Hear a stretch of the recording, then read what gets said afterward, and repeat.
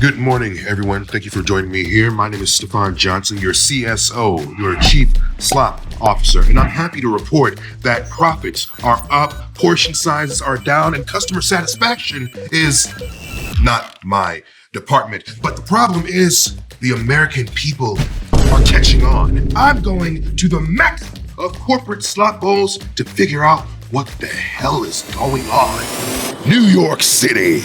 Let's go find some wet rice. Tonight. I said sell rice, buy corn. No way! It's this guy! Wait.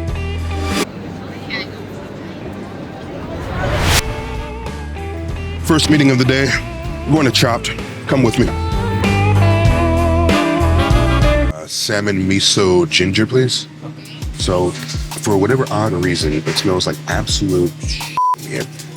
Like the epitome of a human turd. I'm not sure why, but we persevere on regardless. Okay, so Chopt is a chopped salad spot. They have about what looks to be about 12 to 15 set salads on the menu, but of course you can customize your own. I got this salmon one that has like radish and green onion, some crispy onion as well. I mean, when you come to any of these places deemed as a slop bowl joint, I don't think it is really particularly visually appealing, but this in particular is just kind of a random amalgamation. Let's see what we got. Seasoned a little bit, and it actually has a bit of moisture to it. It seems a bit fresh, but rice in a salad, it seems super alien and foreign to me. Let's have another bite, see if I can repair that bias I have. Nope, I cannot. You got these little bits of, I believe, barely cooked sweet potato, and they're just so unappealingly crunchy, like borderline chewy. The only thing on this that really appeals to me is the salmon, because I'm kind of a slut for salmon itself. It is what it is. Would I come back? Probably not. I mean, if you bought it for me, I probably would finish the bowl begrudgingly. I'd give this maybe about a C-, honestly. It's food. And actually, looks like we have another meeting in about 10 minutes or so we gotta get going. Either you have that report on my desk by Monday, or your family starves on the street tonight. Hi, can I do a bowl with grains? I'll do red pepper, please. Cucumber, corn, and what is this right here? Broccoli. I'll do broccoli. So Cava is described as a Mediterranean fast casual spot. So that's where you see things like your pitas, you see things like lamb meatballs. So that's why I'm gonna indulge in a lamb meatball, because that's easily probably gonna be the biggest deviation from your normal slop bowl. Let's see what we got here. Ooh, piping hot too.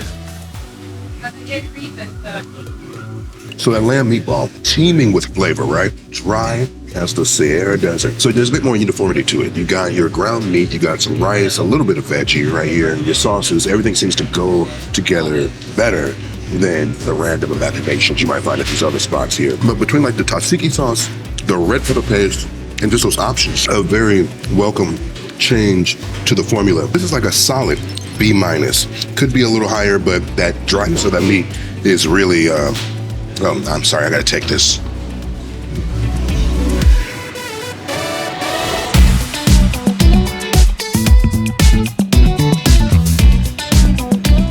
I'll do your coleslaw. And then like a little bit of feta.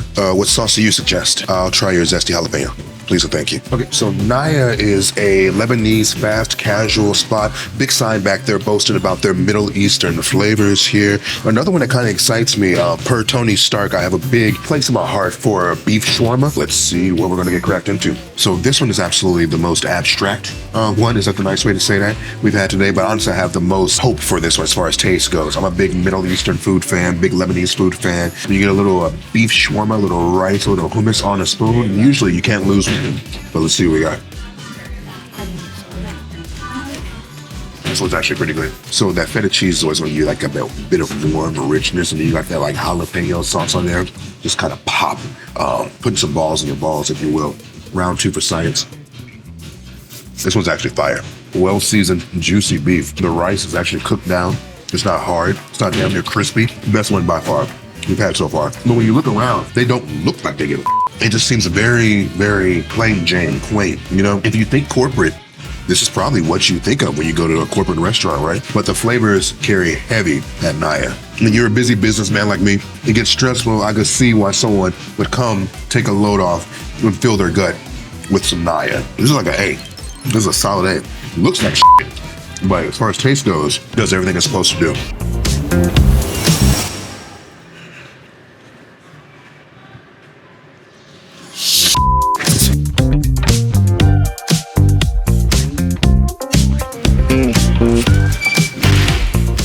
Okay, so the bane of my existence, Chipotle. Let's see if it does any better by me in New York. So you guys know historically I am not the biggest fan of Chipotle because they are probably the most inconsistent out of any of these spots. Sometimes you're gonna get hot food, sometimes you're gonna get cold food, sometimes you're gonna get nothing. And what the f is this? Should I be pissed off about this? Probably not. Am I pissed off about it? Absolutely. Just because it's Chipotle. I got barbacoa because it is my favorite kind of meat when it comes to these places. So to at least give it a fighting chance, and a recurring theme of this type of food, it just looks like a baby played in it. You have to get a little bite of everything. I'm not gonna lie to you, that barbacoa is barbacoa-ing. It looks really good. Let's see if it is. I'm not sure how they managed to f up my favorite protein. It just tastes like salt water. Where usually you have some cumin, you have some paprika, you'll have a little bit of like, maybe even chili. At least what I feel like I tasted it. It just tastes like beef and salt. A lot of salt at that. My usual gripe is that Chipotle food may not be the hottest. They serve you room temperature meat. This is piping hot, temperature-wise, but it is such a salt bomb in your mouth that blood pressure will be in the comments, I'm sure, reaming me a new one. And that's the thing about a lot of these places, the lack of consistency. I can go somewhere and this would be an amazing bowl, but then I go to the one down the street and it's just dog water, which is terrible. It's disappointing. This is gonna be about a D for me. The only reason it's not an F is because the corn is edible. If Chipotle is your go-to, if you enjoy this establishment, let me know in the comments so we can talk about this. So usual question when it comes to the slop bowl scene is, are you a Chipotle person or are you a Qdoba person? Me personally, I'm usually gonna rock with Qdoba 9 times out of 10, but let's see if they are slopping a little worse or better than Chipotle in New York. Let's go to your surf and turf, please. No queso. Yeah, I'll do your corn, your tomatoes, maybe a little cilantro after that. Okay, so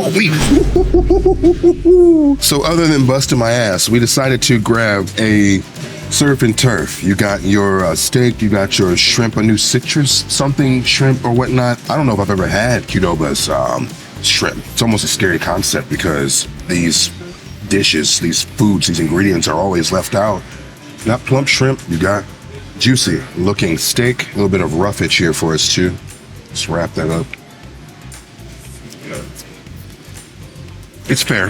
It's not its usual glory that I've come to know Qdoba as. The shrimp's a little chewy. For it to be this special like citrus, spiced, whatever it is, all I'm getting is salt. It's not like saltine, but all you get is just like a salt flavor on it. The steak's cooked well. It's tender. It's all just very overall lackluster, very basic bitch, if you will. If I was being generous, I'd give it a C. I really don't know if I would go anywhere other than across the street to grab it. And you know, the sad thing is for me to be such a fan of this place and to on Chipotle every opportunity I get, it's just dog water. I mean, they're just as close to neck and neck as I think the two have ever been as far as my grading scale goes. It's just extremely average, and it breaks my black ass heart. So I hear there's a gentleman who's pretty much the king of your corporate slop bowl, and I have a 1:30 with the gentleman. Let's go find him. My guy, how are you? Yes, sir. My friend. Oh, I'll follow you in. This is your home. I'm following your lead. I ate here every day for at least 4 to 6 years in a row. Same thing every day. And what made it sweet greens opposed to like a Chipotle, opposed to a Naya or something? It was the cleaner eating. When you know that you're gonna have comfort food, even if it's not defined as traditional comfort food, if it's comfortable for you, then it's comfort food, right? Exactly. So what's that order that people were stealing? So it sounds crazy at face value. I assume you want me to order first? Yeah, I'm going to follow your lead. I'm going to do exactly what you did. Oh, you really? Yep. Oh, you're really? I'm Okay. following your lead. You're the Okay, king. cool. This is your world. I'm just saying. All right. So I guess we're going to do 2 of the same. So we're going to start with a blend for the base. No rice or quinoa, please. Broccoli, tomatoes, a triple order of cucumbers. We actually make that a quadruple for each, please. Carrots, cabbage. They're each going to get lemon. an egg, tofu. We're gonna do balsamic vinegar, not the vinaigrette, just the vinegar. Like medium or heavy? Medium, please. And then a light of the hot sauce, please. You can do one more squirt per. Perfect. I can eat a lot. I can tell. Portion wise, I'm a bottomless pit. This was my way to stay, again, it's sane is the best way to put it. Okay. Super stressful job. So to not have to worry or to be able to idiot proof what I wear and what I eat was a massive time saver. And now you're like fully in the midst of that world for me. And Well, I can tell you this, Tim. I've been in corporate America for all of about 3 hours, and I can see how this can be kind of a ease of mind kind of a thing. So many things you have to worry about every day, so many uncertainties, so many variables. You know you can depend on your sweet greens, you know? dude, I don't have a college degree, so I kept going back to how do I idiot-proof things for myself, and I would see people that were having that discussion every day, like, what are we gonna eat? What are we gonna eat? What are we gonna eat? And it feels at the core like it's a good pressure release valve. Like, it's lunchtime. Let's get something good. Like, let's try something new. But it inevitably becomes a stress point because then you can't decide, and then maybe it's a miss. And so to just literally be like, I found my jam. But walk me through this. How are we attacking this monster of a salad? There's a lot going on here. It's fun. Usually when I would get it back in the day, sometimes they wouldn't chop up the egg. Okay. So the first thing I would do, and sometimes just for the, not the shock value, but I would always eat this in a meeting. But because it is truly a slop bowl and that it's just all mushed up together, it's just kind of, you get in it. Okay, just get in it. Yeah. I try both the egg, the tofu, every veggie I can grab on these 4 prongs. Let's see. I appreciate that hot sauce on it. Necessary. That brings a bit of levity to it all, you know? The tofu I'm fighting though. I'm fighting that tofu. It's more sponge-like than it is traditional soft tofu, which is what that's part of what I appreciated about it. It's definitely not meat, but it had a little bit more substance than just your traditional. I actually tried to make this at home once after I left, and I put tofu in a frying pan. Yeah. I got the wrong tofu, and it just turned into basically. Oh, really? Because I was going to ask you, like, do you ever? So I know you're not here spending $30 on a salad every couple of weeks, but you're making it at the house. Sometimes you can't get that craving. I tried once, done. This is actually pretty good. Pretty good. The hot sauce and the tofu surprised me. Well, again, I appreciate this opportunity, man. It's to be able to sit here and eat one of the meals that kind of got you through a transitional phase in your life. It feels like an honor, you know? The fates brought us together, bro. Yeah.